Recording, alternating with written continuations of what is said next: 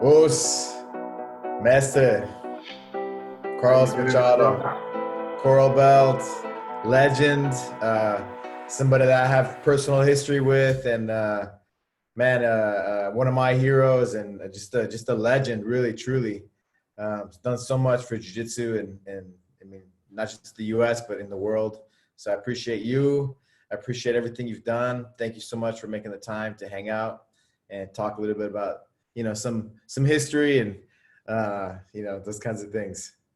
Oh, my pleasure. My pleasure and honor, Albert. Thank you. Great. I'm here in Bellingham, Washington this weekend, and you're in LA, right? Yeah, I'm here in California. Beautiful weather. Can't complain, man. It's awesome. Yeah. I'm usually I'm in LA, right? And you're in Texas, right? Yeah. And you live in Dallas, correct? Yeah. North Dallas. Yeah. Right, Dallas. And so I think the first time I met you, I think you were at the Chuck Norris studio. I always tell this story. Mm-hmm. And I was trying to find jiu-jitsu in the US, and then you're in Texas. You had just moved to Texas, I believe. And I remember just going to, trying to find the gym, and you had to go through the Walker Texas Ranger studio set to find your gym. And how did that happen? How did that move from Los Angeles with your brothers happen to move to Texas? Yeah, of course. Chuck Norris was a part of the equation there in a critical way because he moved from Los Angeles to Dallas in 1992, and that's the year that he started his show. And at that time, I traveled with him abroad. He was doing a movie, and I was with him, and he was already talking about moving to Dallas, in kind of talking to me, implying, maybe it would be a good idea. But, I didn't get a chance to stay in LA long enough. It was just a year two for me. I was in LA since 1990. And I didn't see the idea of leaving my brothers then as a good idea because they were such great training partners. We're establishing our academies on the West Coast here and stuff. But then after 3 years since that first conversation that I had with Chuck, he came to that again. And then I spoke to my brothers, I spoke to John and Egan. We used to share, we had two locations, and I was in charge of Redondo Beach with Egan and Jean-Jacques, and John were in the Tarzana area in the San Fernando Valley. It was, but anyhow, I came to the conclusion that at that time too, where I started to teach a lot of seminars.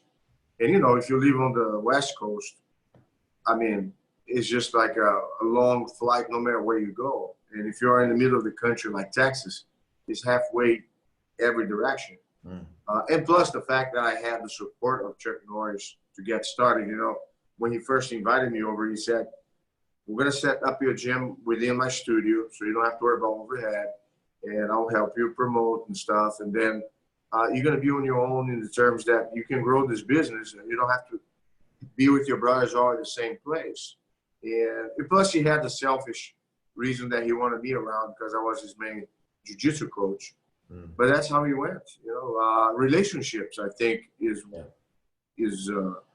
the question that we always have to ask: who do you know? And I think jiu-jitsu gives you such a vast possibility in terms of the demographics of the people that you reach out. And I was actually talking to somebody a couple of days earlier.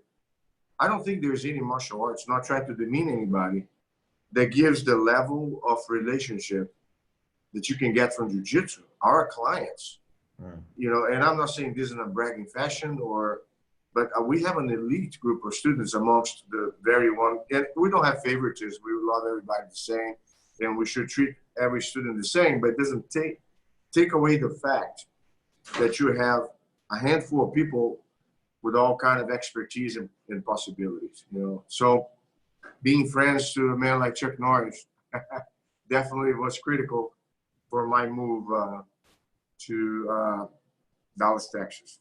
And my beautiful wife, Lindsay, brought me Starbucks. So you see, that's another reason I went to Texas. I didn't know then I was to meet her in South Carolina sometime. So who knows? Wow. Here we are. Yeah. Well, it was because I lived in New Mexico still, and so it was nice that you were in Texas, which was just one state over. Not that California was so far, but it's just nice to have options. You know, I remember that. How did you and your brothers actually meet Chuck Norris? I met him first in 1988 when my cousin Horian, Gracie, had the first time that a jiu-jitsu group would teach a seminar at Chuck Norris's organization, UFAF. It's a karate group. They meet in Vegas once a year, every July. And yeah, it was actually my first time on the West Coast. I've been in the U.S. in 1982 as an exchange student, but I was near New York and New Jersey, complete different weather. But anyhow, I met him first then. Then in 1990, I came back to stay in the United States. And we had two common friends. We had John Will in Australia, who is a student of ours, and also does an incredible job spreading jiu-jitsu in that part of the world. And Richard Norton was a friend of ours back then, and he was in the acting business. And being friends with Chuck Norris, used to see Chuck and work out with Chuck all the time. And Chuck had some experience with jiu-jitsu when he went to Brazil in 1988, and then when we met him in Vegas. But he never kind of committed fully until later when we joined, came to America. And he and Richard Norton were talking about it, and Richard invited him over to come to our garage.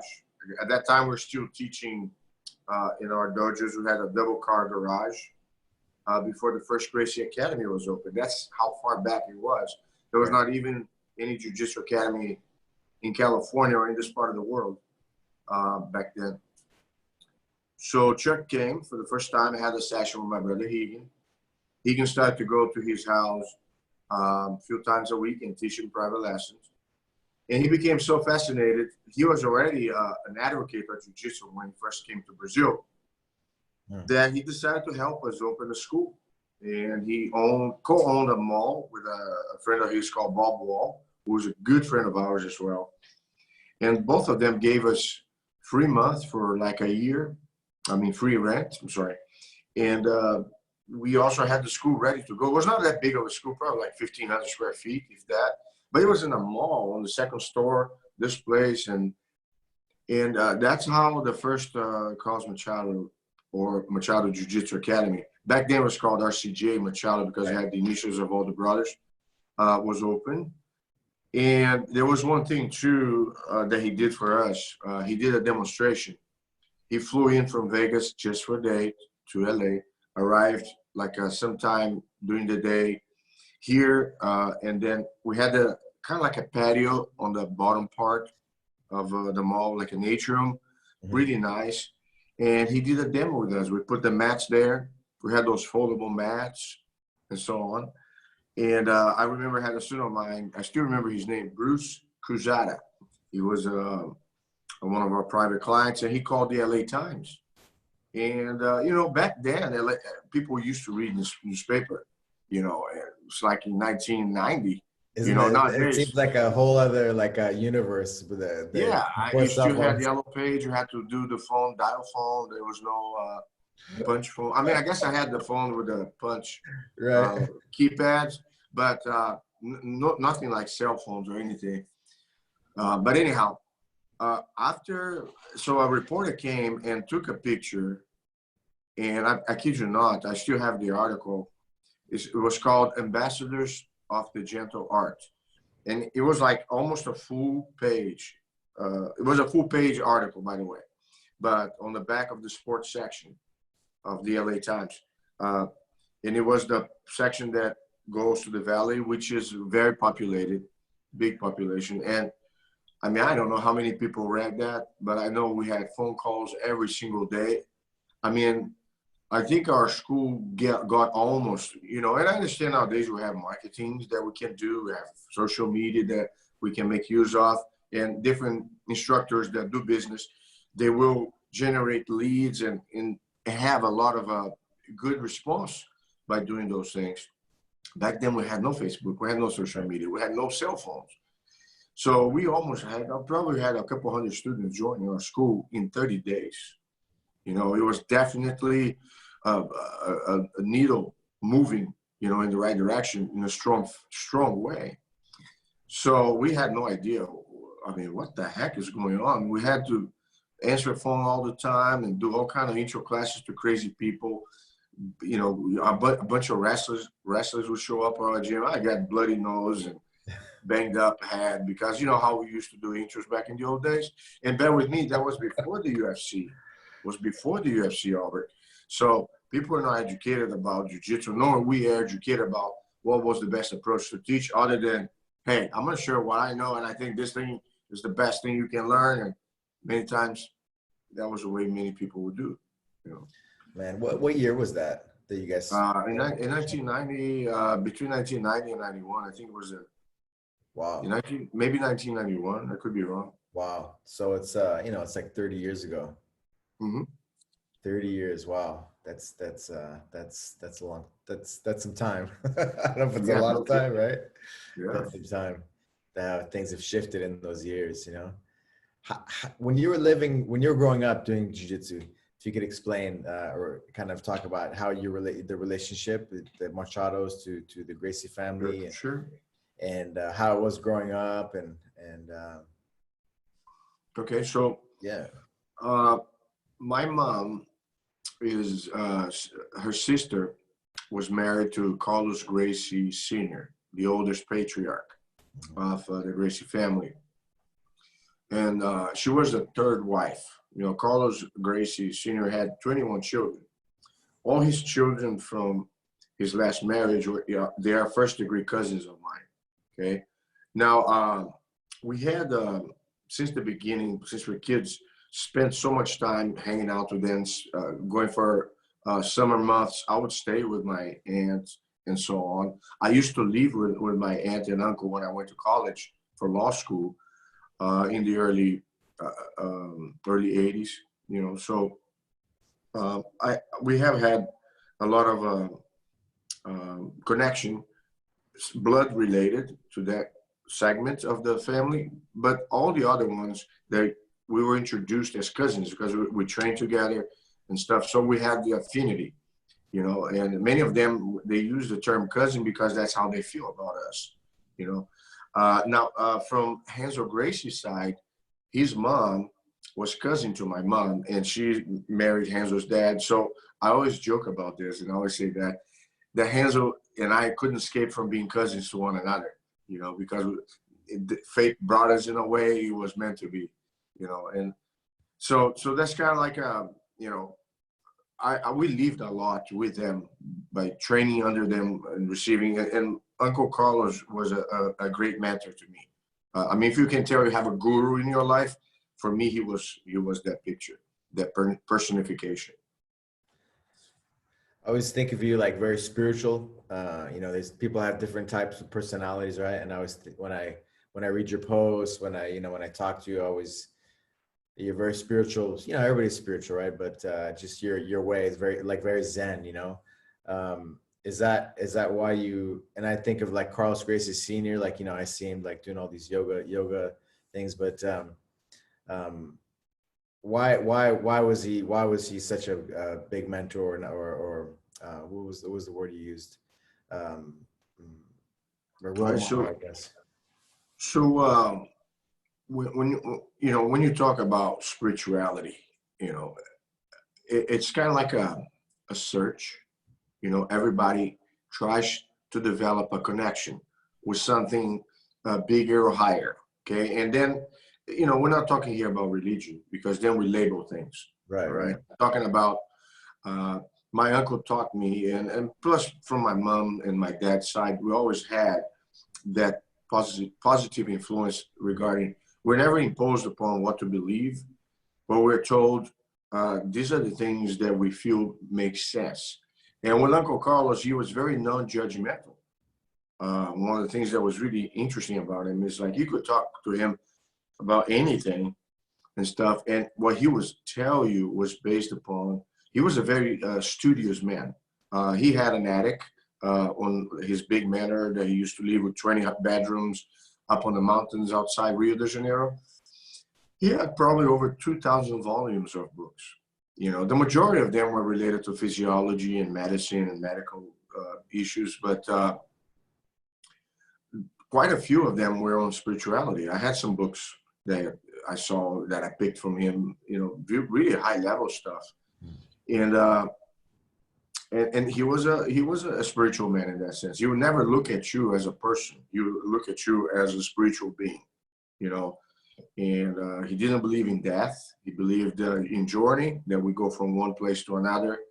The consciousness is permanent and all that stuff. So I'm here, like in my early teens, you know, talking to him about what happens after life and all kind of conversations, and what's the definition of God, if any. And it's like, you know, he would tell me stuff that sometimes you just, and I always felt inclined, Albert, to talk to older people. And I'm not saying just my uncle in itself, despite the fact he was very influential in my life. But if I went to a party, I would like to hang out with the older people and just ask them questions about things, because I felt, you know, a lot of people nowadays don't respect the old, or they don't take the advantage of the experience of others or the knowledge.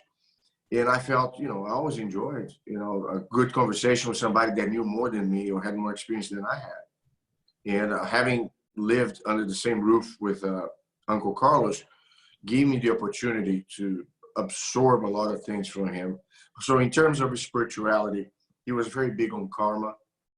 You know, don't do, and this is something that translates into any religion, because they say, don't do to others what you don't want others to do unto you. You know, that's a Christian premise, you know, but that is in every scripture book from any religion, you know, and he was saying that, you know, you have a, you know, and that developed on my way to see things, the humility aspect of life, because he said, and that's the last thing that he told me before I left Brazil.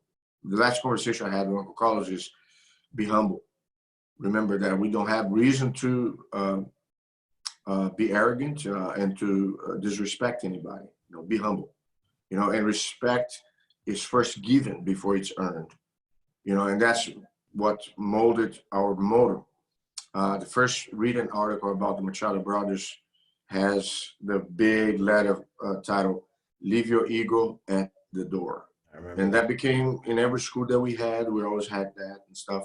I now, because I see things more from a longevity perspective in jiu-jitsu, you know, you talk about how you've been involved with neuroscience and rehabilitation and the, you know, different areas that kind of like are cohesive with what we do. We do an art above all.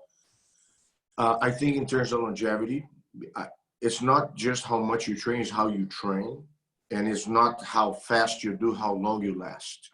You know, and we have, technique has to follow that, in my opinion, that path. And because jiu-jitsu is such an amazing art that it would be a shame if we don't make good use of it and respect our bodies and do it in a way that we can last longer. Not just in the way we train, but the care we do. Because nowadays we have a normal knowledge how to take better care of ourselves compared to what it was back then. And so my motto is train smart, stay humble. You know, that's a development from leave your ego at the door. So I'm not sure if that answered the question. I like that. No. I'm just curious, you know, on Helio Gracie, just because his influence and what do you remember growing Helio? up? Yeah. Helio was a very strong figure. He was a disciplinarian. Uncle Carlos was more laid back, was more, you know, he would talk to you about different things. Helio is somebody that he prepared to be a warrior in 1 week. He had such a power, a strong mind, you know, and he himself was a man that overcame obstacles that the average person would never dream of. You know, I'm not sure if you have heard probably about his story. Uncle Helio didn't do jiu-jitsu on the mat on a gi until he was 17 or so, 17 and a half. I mean, he would watch every class, but he never taught. He was very fragile, and jiu-jitsu led him. You know, he couldn't go a flight of stairs without fainting, you know. And jiu-jitsu, literally talking about rehab, turned that man into such a powerful person, physically too, because his forearms, if you watch that cartoon, Popeye, the Right. sailor, you know, he had that forearm. I mean, to choke was his trademark, you know, move. And he would make soccer players, which are people that only use their legs primarily and have big thighs. He would wrap a piece of cloth or a belt around a guy's thigh and make the guy tap by squeezing the guy's thighs. You know, now can you imagine what he would do to your neck if it was wrapped around your neck? So you're talking about a man that if he grabbed a piece of cloth around you anywhere, you would tap, especially your neck, you know. So discipline is, in my opinion, the main thing that comes to my mind in regard to Helio Gracie. The amount of discipline and conviction that that man had was what caused jiu-jitsu to be where it is. Because I don't think anybody in his body would have had the wherewith, you know, the drive or the strength, the inner strength to push that far, you know. Now, he was not an easy guy for you to deal with in terms of if you train, you made a mistake and things like that. He would just correct you right away, you know, hey, you know, shake you up and make sure that you did it right, you know, and he would not take no as an answer. You know, you got to do it until it gets done. And so I think that people don't realize that in order for things to be, a lot of times I see guys nowadays trying to talk about the modern jiu-jitsu and demean the old jiu-jitsu. But it's kind of like if you compare, let's say here in the United States, you know, when the Pilgrims came and when the West, you know, was built, the expansion, the railroads, the cowboys, you know, and the first people that colonized the country and so on, and the different generations that built this country, how much work they had to do and how much the generations of today take for granted and don't take in consideration the history and the effort that has taken place to build something up to this point. So in regards to jiu-jitsu, we literally, you and I walk on shoulders of giants, like they say, because it was really when there was nothing there for them to count on other than themselves. The first generation of the Gracie family, they didn't have actual training partners. They didn't have coaches to tell them what to do. They didn't have physical therapists or people, you know, personal trainers and so on. Uncle Carlos, the reason he became a dietitian, you know what it was, is because they had the Gracie Challenge, you know, over almost, you know, 100 years ago. I was thinking it was in the early 1900s that he launched that. And then he realized, man, if somebody shows up and wants to fight me, I can't be sick. I cannot just whine about, oh, I'm sick, I cannot do it, because it's going to look bad. So he started the Gracie diet back then, studying diligently, you know, the lifestyle changes he had to incorporate so he and his family could stay healthy. And that's actually when everything divided and Carlos Gracie became the healer and Uncle Helio became the master, you know, the one that would carry on in regards to the jiu-jitsu. He was in charge then of training, although Carlos Gracie and Helio Gracie were still training together and very close together while Helio Gracie was with his career as a fighter. At one point in time, the torch became divided and Helio focused more on the jiu-jitsu part and Carlos Gracie more on the management and healing aspect of the Gracie diet and so on. It's a beautiful story, man. I mean, Yeah, I have to say. I can't get enough. You know, I always think of yin and yang, and chemistry is what makes the magic happen, right? The team and. Yeah, I don't know. I mean, you see families sometimes, things work out, things don't work out after a while. I'm sure they had their differences, but for a great part of the time, when Uncle Helio and Uncle Carlos were in their, a little younger, like, I mean, not younger, but as adults involved together in the spreading of jiu-jitsu and so on, they were unison. They're unison.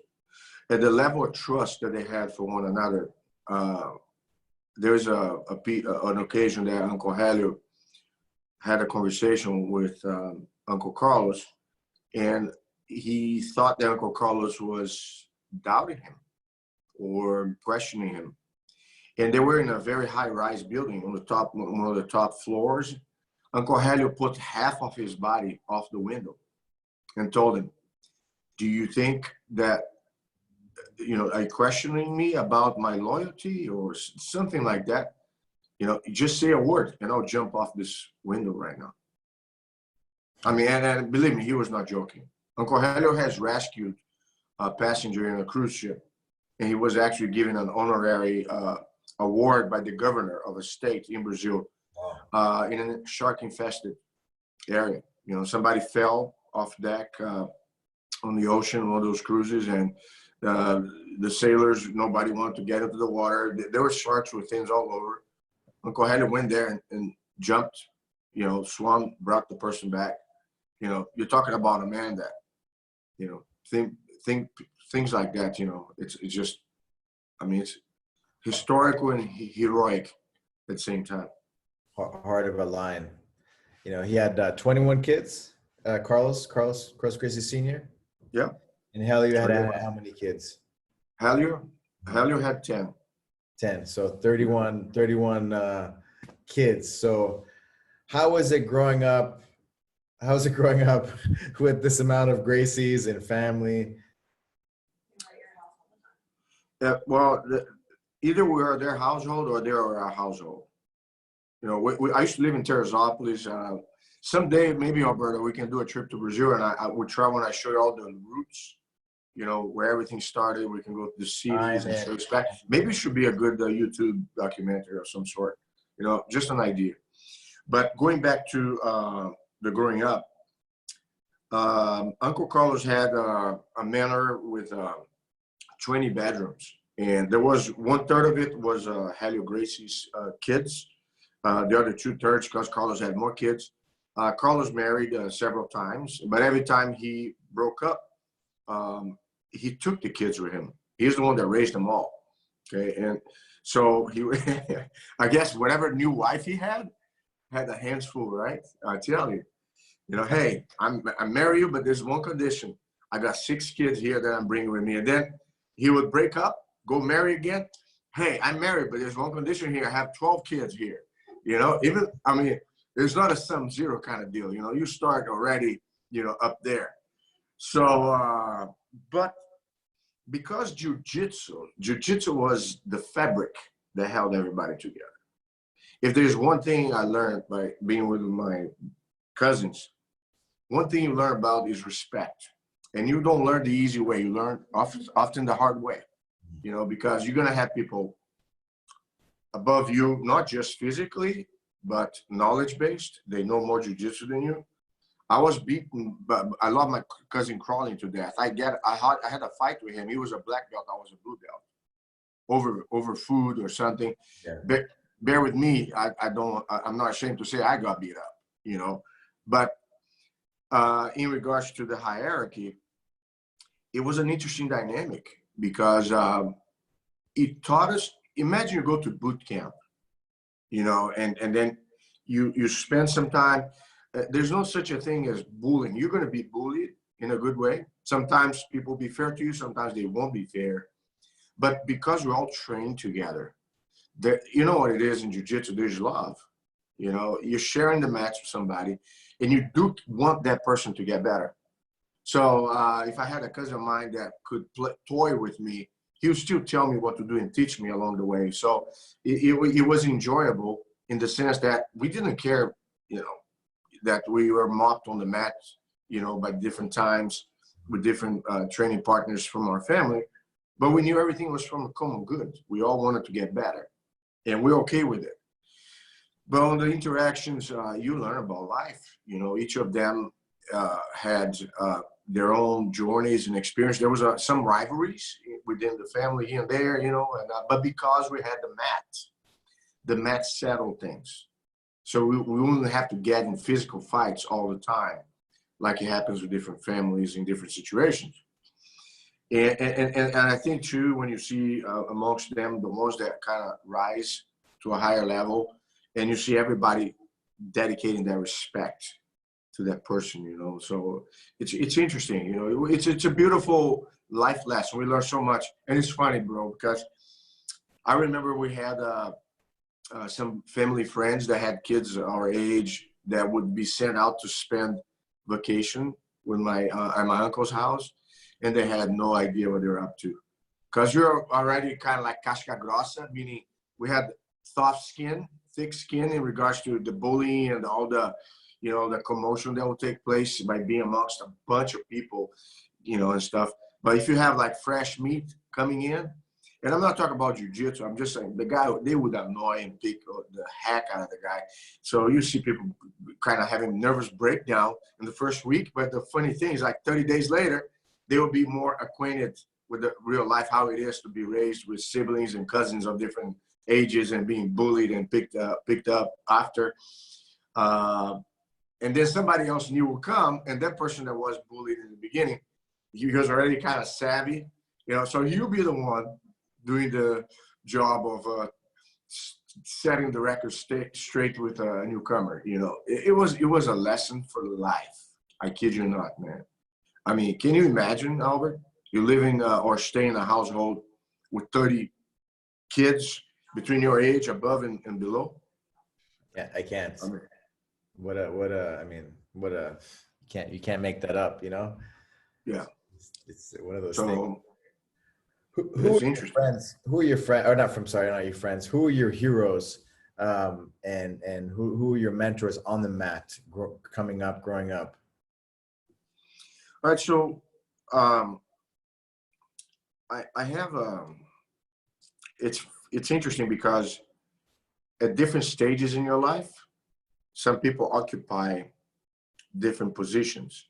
All right, when you're little, everybody's bigger than you. All right, when I was 4 years old, when I started jiu-jitsu, usually every person that ran a class was either a cousin, you know, it was a cousin, you know. It was like Carlos. I had lessons with Helio Gracie and Julian Gracie when I first started. Then I had lessons with late Carlos Gracie, as a matter of fact. But Carlos Gracie divided the building. He taught in the same building as late Carlos Gracie. So look at me, Alberto. I'm having lessons. I can choose to go with Carlos Gracie or Carlos Gracie, two of the most powerful and iconic names in the Gracie family. And those guys' schools were rival to each other. When there were tournaments, right, they would go against each other. So you couldn't pick one and then stay with the other. At one point in time, you have to make a choice, right? So when we started with Carlos Gracie, Carlos Gracie was always teaching. We were leaning more towards Halls because Halls was closer. He was Carlos Gracie's son with an American flight attendant, you know, and he was such a fascinating personality. And he was the one in more contact with Carlos Gracie Junior and all my other cousins, first degree cousins from my Aunt Lair, who was the last wife of Carlos Gracie, that we felt naturally, my mom felt inclined to have us more under the umbrella of Halls. You know, so he Halls. I didn't get the knowledge of how iconic Carlos Gracie was because I was too young when I was training with him. But he literally, when Uncle Helio retired, Carlos for a time period was the #1 in the family. He's the one that really carried the torch, you know, was able to kind of keep the name strong. And then more afterwards, Halls Gracie, you know, took that place. Halls was my first hero in terms of jiu-jitsu because I felt we had that legend of being undefeated and stuff. I never thought that Halls would ever lose anything. He was an indomitable spirit That guy had no fear. And bear with me, Alberto, he was not a big guy, but he was impressive. You know, in many ways, he was a black belt in judo. He used to do boxing. He was the first Gracie to do wrestling and sambo wrestling, right? So he had already, prior to his death, he had signed the lease to a gym who would be the first official MMA gym in Brazil. You have boxing, jiu-jitsu, weights. He would do weights. He would train with the judo Olympic team, doing squats and deadlifts and stuff. Back when we started, the only thing we did was jiu-jitsu and calisthenics, you know, training, you know, pull-ups. In Brazil, we do a lot of stuff outdoors. Right. We didn't have yet that awareness of, you know, conditioning and training, you know, how you can make your body last longer, how you can enhance your body to do jiu-jitsu by being more properly trained outside the mat too. Bahaz already had all that. He was a visionary. So he was my first hero. I had an idea of him as a superhero. But the problem was Halls in itself, his fearlessness, I think, costed his life. Because he was an adrenaline seeker. You know, he liked fast motorcycles, and he liked to surf big waves, everything he did. And then he liked to hang glide, you know, and that's kind of like what proved, you know, his demise, unfortunately, you know, his early death in 1982 was, and you know, things happened in different ways, and not trying to live on the bad, but Halls has had 2 accidents. He had 2 accidents hand gliding. One time he landed on the street, another time he landed on a treetop. So the third time he hit a mountain, and the impact broke his neck, you know, and that's how, you know, on the weekend, he was not supposed to do that. And when you use the equipment, there's a little place that you have to put your feet, you know, it's like I guess a stripe, what they call, a little triangular thing that kind of helps you steer the thing. The glide was shorter than him. The guy who he borrowed the glide from. You're talking about the feet, right? Yeah. The guy was shorter than Halls, and so when Halls jumped off, one of his feet slipped off, and you need to have your feet in position to balance. So his foot was hanging, and then, you know, it was a new area. It was not a good day. Not many people were. I'm not sure if there was some wind gust and so on, but you know, fate is fate. You know what I'm saying? And I think it's, you know, Henzo said that it's not how long you live, it's how you live. You know what I'm saying? Some people live a short life, but their life is so intense that it's more than somebody that lives a century but doesn't have that intensity. And Halls, by all means, personified that. So he was a hero. Uncle Carlos, of course, you know, he was a sage. You know, when I read, you know, all of us probably read many books on, let's say, even spirituality. So what's one of the common threads in spirituality? You know, you don't know it all. You got to find somebody that points you the way, you know? So he was a man that pointed the way to me off the mat, not just on the mat. Uncle Carlos didn't teach me jiu-jitsu. It taught me jiu-jitsu principles that you can apply for life. You know, so if you, and I feel as a jiu-jitsu instructor, you got to become a mentor. You got to transition from just showing people what to do on the mat, but make sure that what happens on the mat carries on off the mat. You know, and we can't preach or be therapists, but we are without even knowing, you know. So my dad was the other hero, because my dad was married to my mom until his death. You know, he died on the year that I moved to America. And he was a family man. Everything that he did, you know, my mom didn't like to watch us compete. She would get nervous and stuff. My dad was at every tournament that we ever competed on the corner. And, you know, nowadays you see parents projecting themselves on the kids, and when you see the good and the bad in that regard, because you see a lot of parents that they do more harm than good sometimes in the way they support their kids, because they don't understand that every match is a lesson to be learned regardless of results. So when the kid wins, everything is cool. When the kid loses, you see some parents losing their temper and not being supportive to their kids. And my dad, I kid you not, I won way more than I lost in my tournaments, but I remember the ones that I lost more than I do the ones that I won. You know, because it was the lessons I had to learn. And also, my dad never changed his demeanor. He would hug us and say, "I'm proud of you, son." Man, I feel like I want to cry here. Sorry.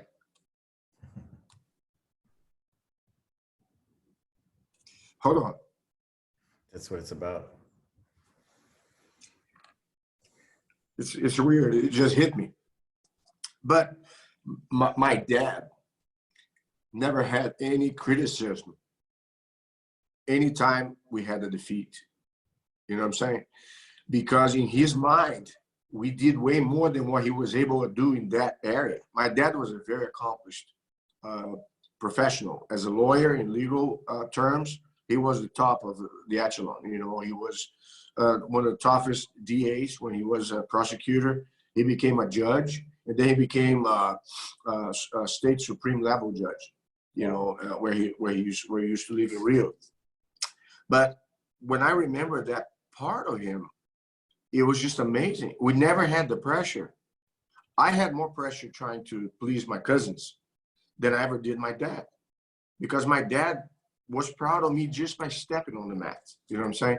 So, I mean, what can I say? He was just love. You know, he loved us no matter what we did, and he gave us his advice in terms of what we suggested we should do with our lives. For instance, I went to law school, but I had a conversation with him, and I told him at the end, after law school, I said, you know, Dad, I don't think I want to wear a suit. I want to wear a gi. I think I'll be more useful and follow my passion that way more effectively than doing the other way. I don't want to be off the mat. I want to be on the mat. And he said, you know, son, it's whatever it is. So just apply yourself to it. And he didn't have any issues with me, although I feel deep inside he wished I follow law because he felt I would do okay with it. So, but anyhow.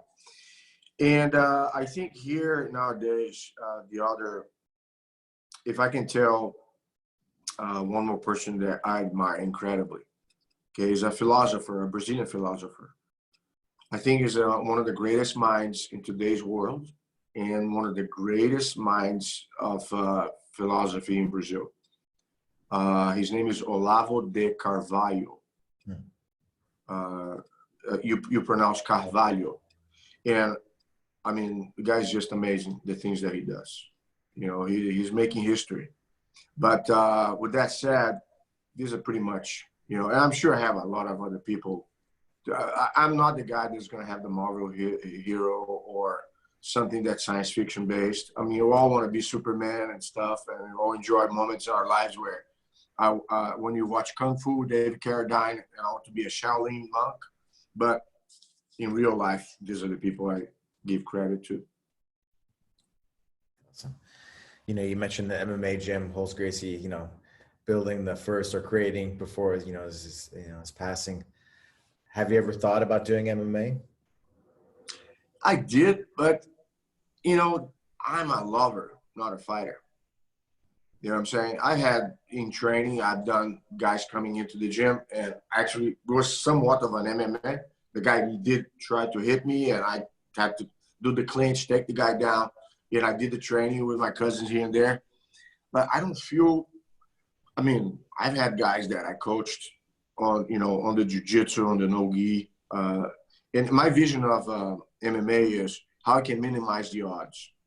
You know, so it's an odds game. So like with Wonder Boy, for instance, I don't envision him to be a finisher because I feel he can finish people. He has enough knowledge in jiu-jitsu to do it for himself.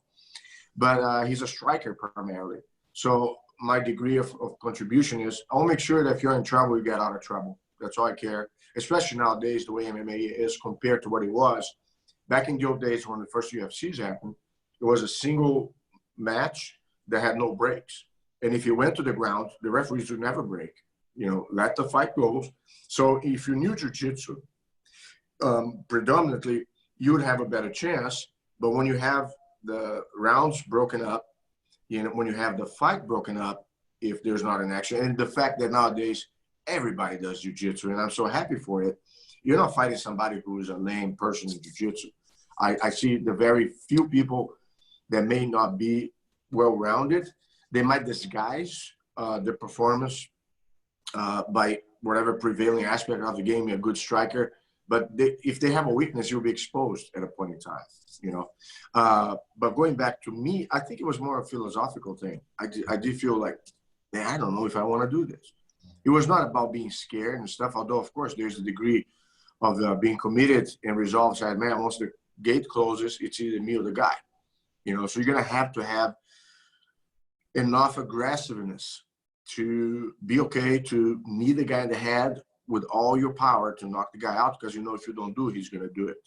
Okay, so, but with that said, you know, I don't have anything against, you know, and, you know, but I'm more about the art, you know. Jiu-jitsu for me, what fascinates me is how can I develop in a way that the average person can be above average, you know, and then if whatever purpose you have, if you want to do IBJJF tournaments, if you want to do no-gi EBI submission grappling, or if you want to do MMA, you know, you can kind of narrow it and specialize so you can get full performance in whichever area you choose to focus on. Yeah. So, yeah. I remember I was a purple belt and I did somebody asked me if I ever wanted to do MMA, and it was the last thing on my mind because, you know, in the early days it was valetudo, no gloves, headbutts, right? I'm like, I'm good, you know. But as you know, I got my black belt. I was like, you know, I think I want to test myself, you know. And I was definitely a jiu-jitsu representative. Well, you did great. I loved your fights. You stuck to your game, man. But you know, I had the 15 wins, 14 submissions. One I won by decision, right? But it was always jiu-jitsu, I think, you know. Yeah. And now going forward, you know, like me going, you know, I fought professionally for 10 years, you know, man, I believe in jiu-jitsu even more, you know, and not just for, you know, self-defense. That's just like, man, that's a side thing in a way, but just your potential, you know, for human potential. Yeah, for sure. And, from little kids to, you know, people, you saw the Savage video, you know, he's 74 and he's like a kid, you know, just as a fountain of youth, as a just brain development, you know. You want to talk a little bit about that, some of the things that the benefit you mentioned a little bit, you know, so I wanted to kind of go into it more, you know. Yeah, please, by all means, let's dig it. Yeah. So I wanted to ask you, like, how jiu-jitsu helps you reach your potential in life. Okay. So, I think you have, steps. All right. A lot of times people don't know the power of jiu-jitsu. You know, they are not aware of it. They see things from a surface perspective, you know, shallow. But when you dig deep, you're going to realize, I use the comparison between a crutch and a pillar. All right. So a lot of people, when they start, because they haven't yet tapped deep into it, jiu-jitsu becomes somewhat of a crutch. For instance, guys that had different martial arts or different fitness regimens, you see it's not uncommon that guys get bored.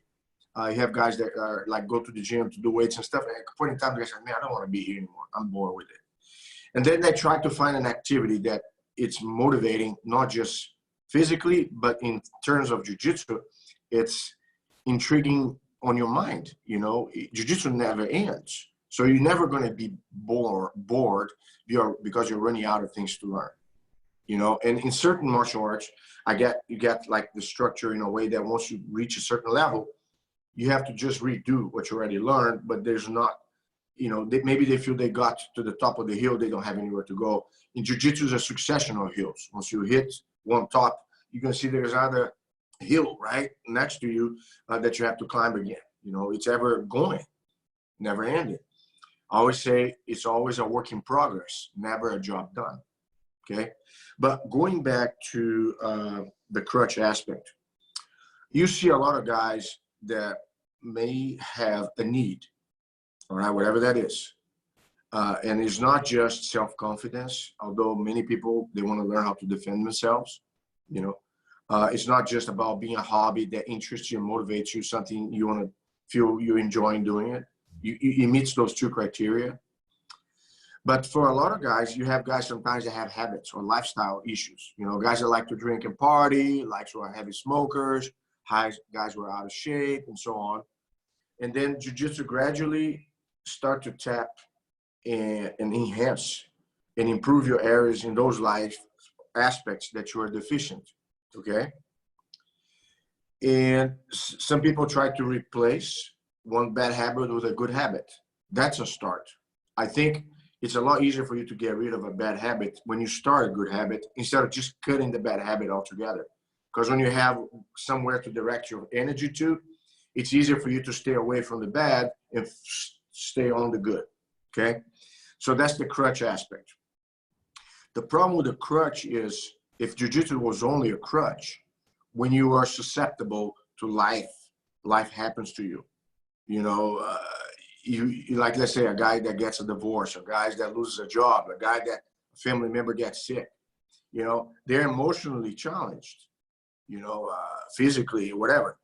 And the crutch cannot hold you long enough. You might break down and stop jiu-jitsu, and then you start going downward in a negative way with your life, you know, and things, you know, be depressed. Some people do all kind of different things, go back to bad habits and so on. But once you do long enough, jiu-jitsu transitions from a crutch to a pillar. Okay, what's the difference of a pillar? A pillar is strong enough to hold a building. You know what I'm saying? So it will take way more than just a wind to shake you off, okay? And one of the things that I've seen, and you can see that a lot of veterans, okay, veterans that have PTSD, how jiu-jitsu is a crutch in the beginning because the guys really need a therapeutical activity, and jiu-jitsu helps you vent your frustrations and channel your focus and gives you the endorphins that chemically it balances out your brain. So they are in an environment, and plus you have the camaraderie effect. You know, you have the social component of jiu-jitsu. You know, who do you know in your school that's not part of your family? I know a student for 10 years, 20 years, and a student who's a week old. Oh, I can't think my life without them. Once I know a student, I can't remember my life without that student. I don't know how you feel about it, but it's an interesting thing that happens to me, okay? But with that said, so you have also husbands that experience divorce, and I've had several of them that told me, if it was not jiu-jitsu, I would not have survived. Meaning you could have gone really dark. A lot of people suffer from depression today, anxiety, and all different issues. So you have here something that, and I tell them this, I said, man, if something goes wrong with your life, the last thing you should do is stop doing jiu-jitsu. Because it's not just the activity in itself, it's all the support that you get from everybody around you, that social component. And you see that on the mat, everybody's with you. You know, I mean, people, they can try to kill each other while they're rolling, but they will socialize, they will hang out together. Some people will marry, you know, their loved ones, they meet on the mat. Some people will develop jobs, relationships. They will find people that they're going to connect. And there's no bias. It doesn't matter what race you are, what religion choice you are, and everything. If you're part of the same group, if you're on the same mat, you're family. It doesn't matter where you come from. So it's really amazing when jiu-jitsu becomes a pillar, because that gives you something that you can fall upon when everything else is falling apart. All right. So, so for me, this is an amazing aspect. As an instructor, I always try to foster that kind of direction on my students. And that's why it's important for you to create right off the bat a spirit of cooperation in the midst of competition. When they're rolling with each other, there's the competition. They try to outdo each other. But then there is the tap and share moment. Okay, I tapped you like this. This is how I did it. Now make sure you don't do like that. So the students, they don't have an agenda. I'm trying to be, if I see a guy with a big ego trying to steer like a clique, you know, or somebody who is like a loner, I try to bring that guy back. Everybody who becomes a star in my gym, because I turn them into a torch bearer. I want them to show everybody else which is the direction. So, and they feel good about it, because once you help other people, that's the real way that you can become a better human. It's not just by being selfish. You got to be selfish in the beginning. But once you're capable, you got to become selfless. You got to share what you know so you can bring other people up. And those people ensure that you got to always grow. Because I don't see any advantage. I'm the top gun in a class. Everybody's below me. And that's how it's going to be forever. You know, I can only get better if other people become better as well. So that's one aspect. The other thing is in regards to jiu-jitsu is the lifestyle, of course, that we all talk about. You don't have to force a student to do jiu-jitsu when jiu-jitsu becomes part of their life as a lifestyle choice. You know, and that's the transition that a lot of people make, and that's kind of like parallel to being the crutch and the pillar, you know. So right now, that person already has, and how many people you know that have jobs that they don't like? They have to do what they have to do.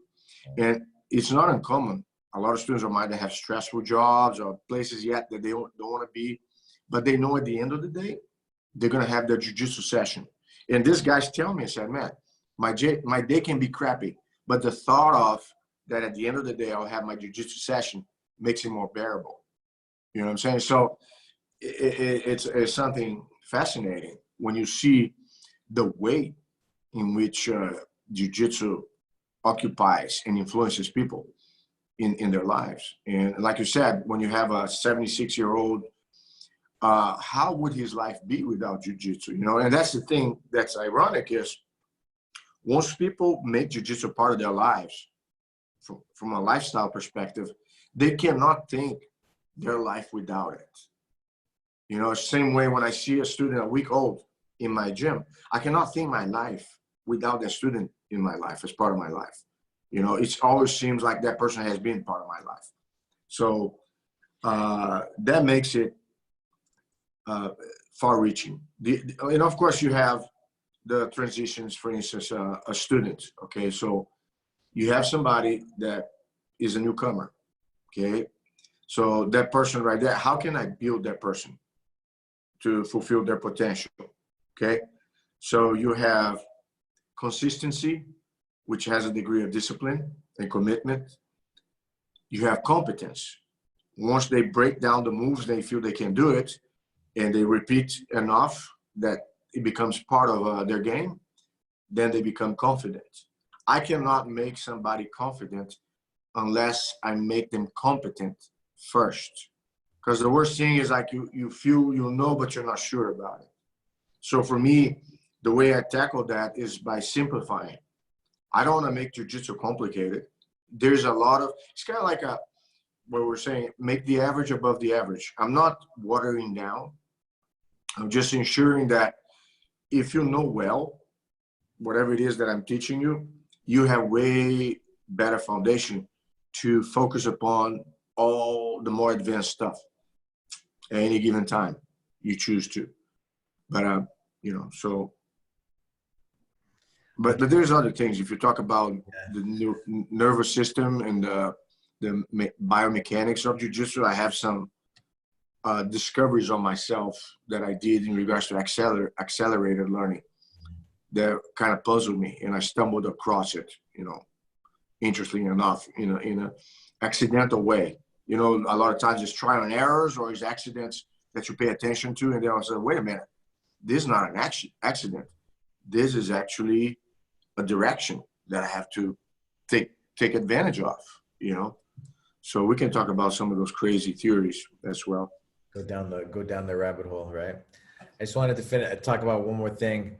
You know, when I just talking to you and just seeing you, you know, we talk about heroes, and you know, I remember walking through the Chuck Norris, you know, Walker Texas Stranger studio, and then, you know, I think it was the first time that I met a black belt, you know, a Brazilian Jiu Jitsu black belt.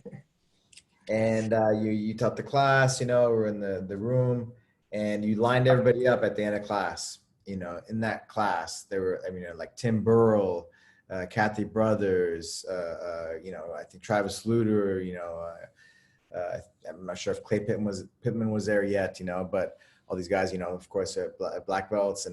but you lined everybody up and you trained with every single person. I think there was probably at least 30, but probably 40 people in the room. And one by one, you tapped everybody out with ease and effort, and really, I think gave me the vision I needed, the inspiration. You know, that's wow, that's a black belt. You know, and also the way you carry yourself as well. You know, not like I don't know, it's intelligence. You know, intelligence. Mm-hmm. Like a meathead. You know, like intelligence. Did you ever think that jiu-jitsu was gonna? I'm sure you just followed your heart, but did you ever think jiu-jitsu was gonna grow like it grew around the world? Okay, so In those days. let me tell you something interesting. You know, you never have full grasp of what's happening until years later.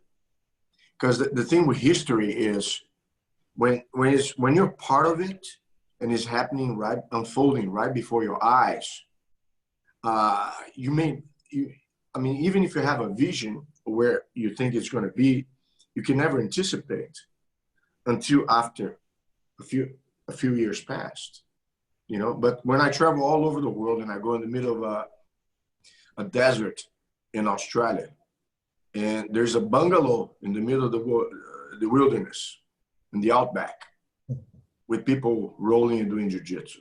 They might not even have an instructor, but they have online access and they can see what other people are doing and follow up, keep up with. I mean, I never imagined that how this would unfold, and it's still in the making. Crazy thing about it, you know, because I always think in terms of it's never a job done, but always a work in progress, because growth is unlimited. It's just like an ongoing ripple effect that is infinite, in my opinion. So I never, ever dreamed of jiu-jitsu becoming what it has become. We take for granted sometimes, and we might not even be aware of it. But then when you go anywhere and you see 30 years back what it was, the landscape, and what it has become now, and I think opportunities are even greater right now because we have more knowledge. So you have more talented people working, whether they are working in unison or separated, but everybody's trying to contribute to add to the art, you know. So for me, I mean, man, this is a unique time in history. Yeah. You know, so yeah, it's really hard, Alberto, for you to conceive when you're in the midst of it. Right. And when I talk about me and my brothers, I know we established a name, we established a brand and all that stuff, but I still feel so much in the beginning of the things I want to do it. You know what I'm saying? Because, and it's exciting. I'm so far from where I want to be. It's not even funny. Yeah. You know, but right now there's an exponential growth possibility, you know, because things have reached critical mass. So I feel right now that's when you can really take a leap, in my opinion. Yeah. Well, I want to thank you for my personal, you know, for your inspiration to me to go down this path. You know, I want to really thank you from my heart, you know, and I mean, and then just all the contribution you've made, you and your brothers, and of course, like the Gracie family, but you know, you by yourself, you know, so I just want to thank you. I want to thank you for everything you've done. Thank you for, you know, making time to talk to me. And I really look forward to seeing you in LA soon. Sure. After this, the pandemic, you know, the shutdowns and everything else kind of blow over. And I would love to bring you out for a seminar if you'd be. Oh, it'll be my honor. Yeah. So we'll hopefully this will be the first of many opportunities for us to talk, because I feel the same about you, Alberto. You have always been broad-minded.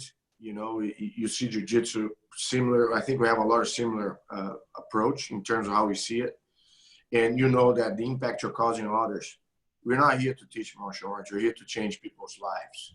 You know, so all the people that follow me, this is what I preach. And I feel blessed and grateful for the opportunity to do so, and for you to invite me over to be part of your podcast. Anybody who wants information about me or wants to reach out, if you don't mind me sharing, Of course, yes. just go to carlosmachado.com and you can check it out. And I have my Instagram. What's the Instagram again? You have my Instagram, Carlos Machado Jiu-Jitsu, my Facebook, Carlos Machado fan page, and so on. I just want to build bridges and make friends, and I'm glad that I reconnected with you. Yes. And please don't be a stranger. All right? Yeah. First of many. Thank you. Thank you so much. All right, buddy. You have a wonderful weekend out there in Washington. You too.